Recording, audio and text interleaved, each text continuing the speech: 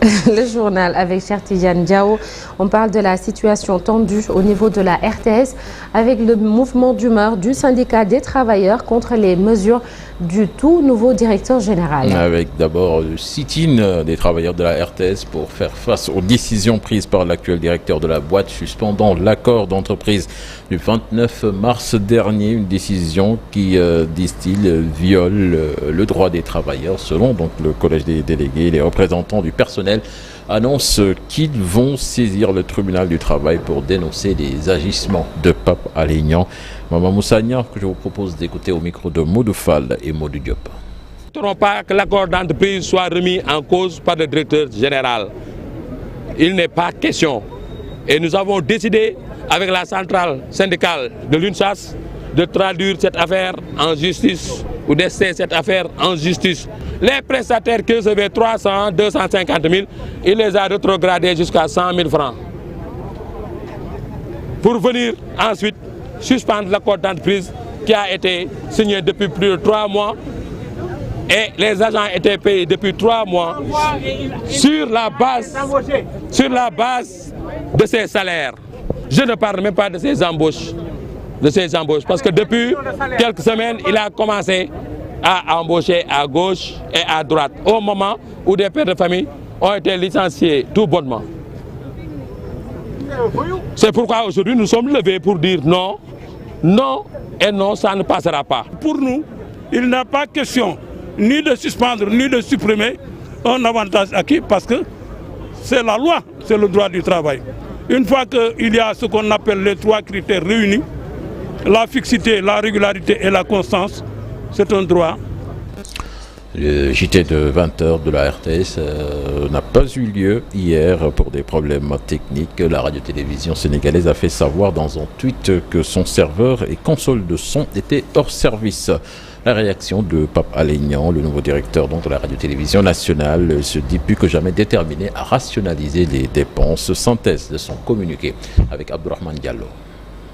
C'est dans un communiqué que le directeur général de la RTS a donné sa version des faits suite au mouvement d'humeur annoncé dans cette entreprise. Pape Alé Niang résume sa démarche dans le cadre d'optimiser les ressources et de rationaliser les dépenses. C'est dans cette optique qu'il a suspendu 253 lignes téléphoniques et pris des mesures sur l'utilisation des véhicules et du carburant. Le nouveau directeur général de la RTS dénonce la gestion de l'ancien directeur qui a payé les salaires du mois d'avril et de mai sur la base d'un accord d'entreprise signé le 29 mars dernier par Racine Talla. Selon Pape Alé Niang, cela va causer une incidence financière annuelle de 1,8 milliard de francs CFA et un impact de 1,350 milliard de francs CFA sur l'année en cours. Le DG de la RTS estime que cet accord était adossé au décret d'application du Code de la presse accordant des avantages financiers à l'éditeur public, un décret signé par le président Macky Sall mais qui n'est pas encore appliqué puisque l'arrêté interministériel fixant les modalités de versement n'a pas été publié par les autorités compétentes. C'est pour cette raison que Pape Alé Niang a décidé de suspendre l'application de l'accord d'entreprise. Selon lui, il n'y a aucune couverture budgétaire pour supporter cet impact financier. Face à cette situation, le directeur général de la RTS dit prendre toutes ses responsabilités, quoi qu'il advienne.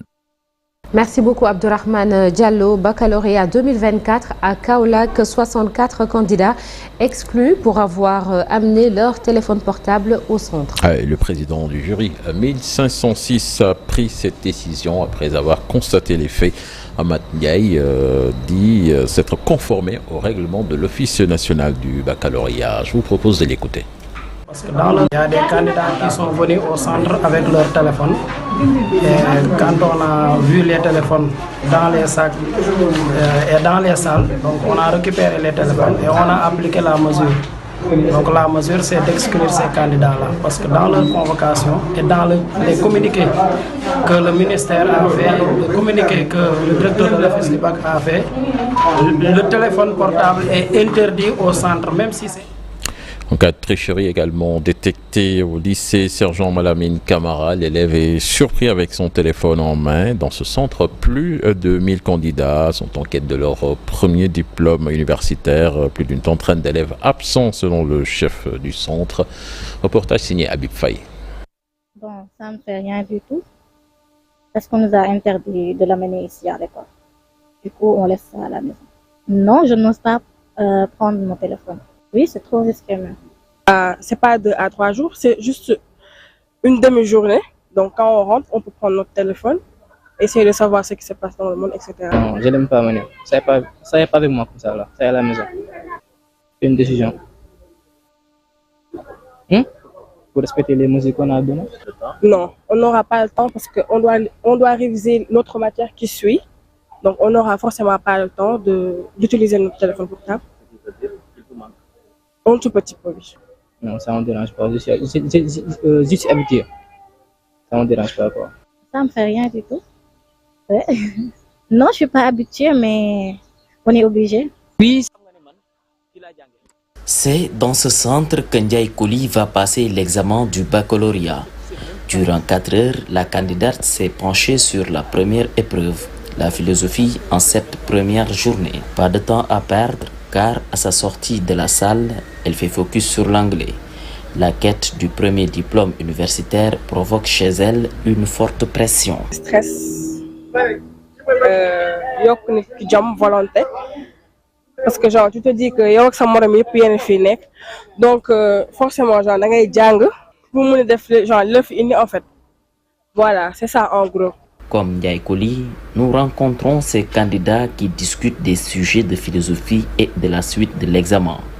La joie et l'espoir se lisent sur leur visage.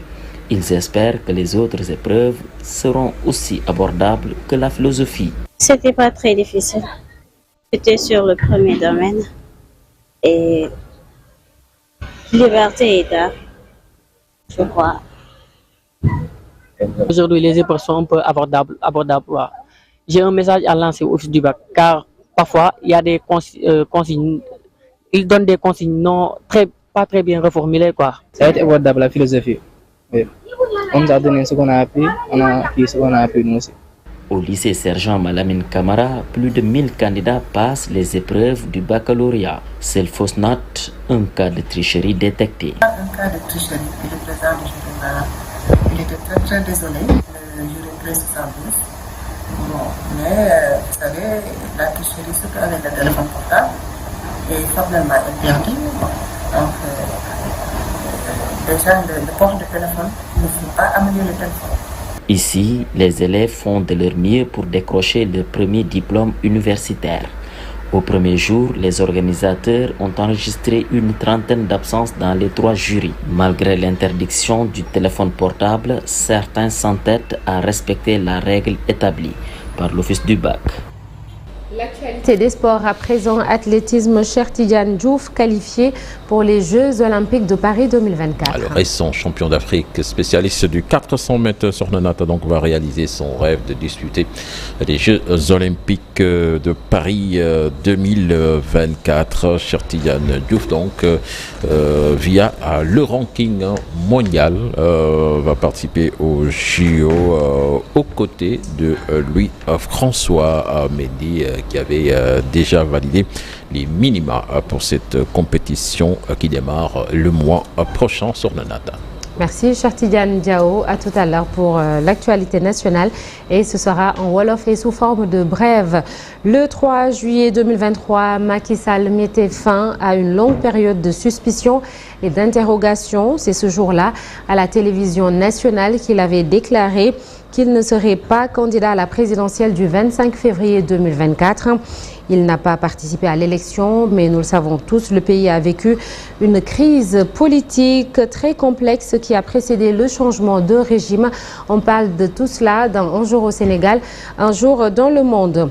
Et puis, l'un des plus grands marchés et des plus célèbres du pays à l'honneur dans la rubrique de Quoi est-il le nom ? Vous en avez peut-être une idée. Ce marché se trouve dans la région de Diourbel. On garde le suspense en attendant le reportage de Yaye Koumba Ndiaye. À suivre également dans la première partie la météo du jour et la revue de presse de Cheikh Diop. Tout de suite, l'actualité hors de